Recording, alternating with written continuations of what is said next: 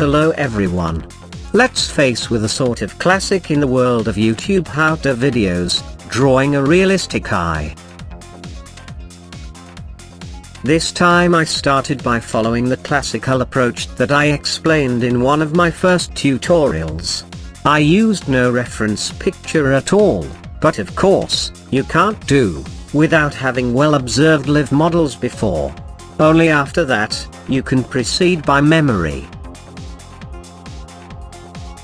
You'd better study also a bit of anatomy, because once you know how the human body works inside, you can better represent it on its outside.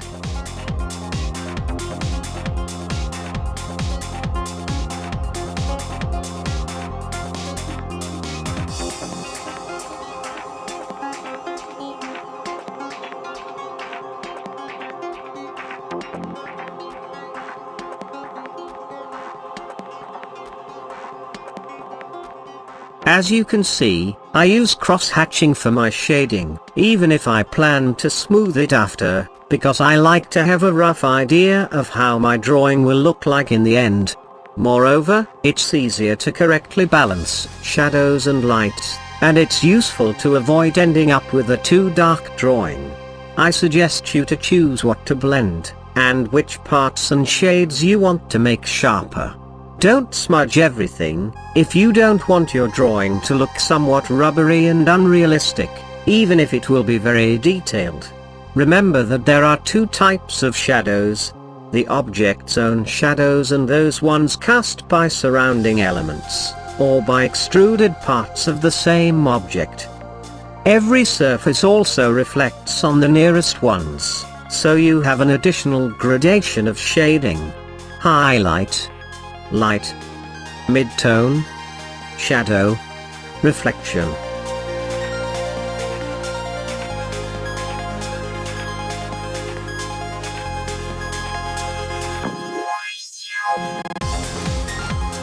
I already said that realism is a matter of correctly balancing shadows and lights.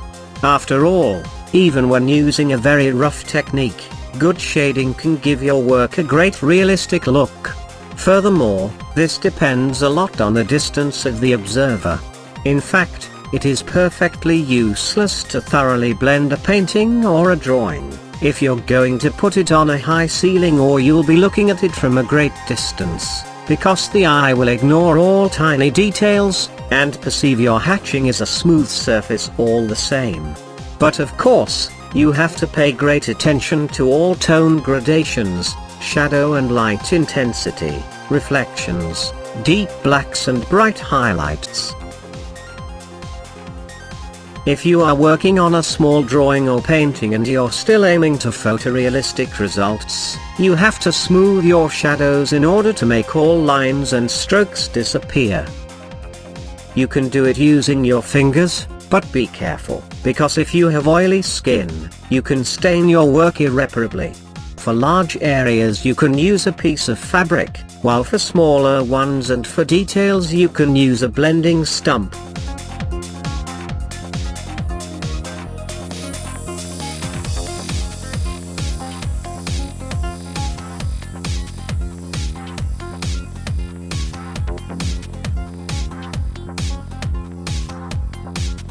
In this video, you see how I draw a quite realistic eye.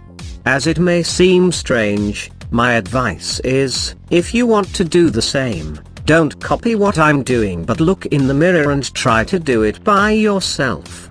Drawing self-portraits is a great way of training. Never underestimate it, because it helps to achieve high observation ability, and you can work 4 hours with a definitely inexpensive model.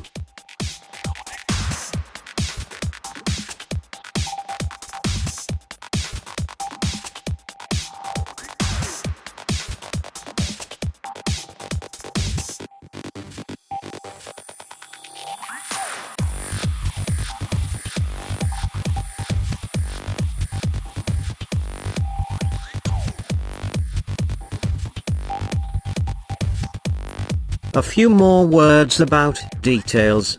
When we look at a drawings made by a child, we often think that it's wrong or unrealistic. Indeed, it is just incomplete. The more our mental idea of something lacks in details, the more we tend to draw it in a simplified way.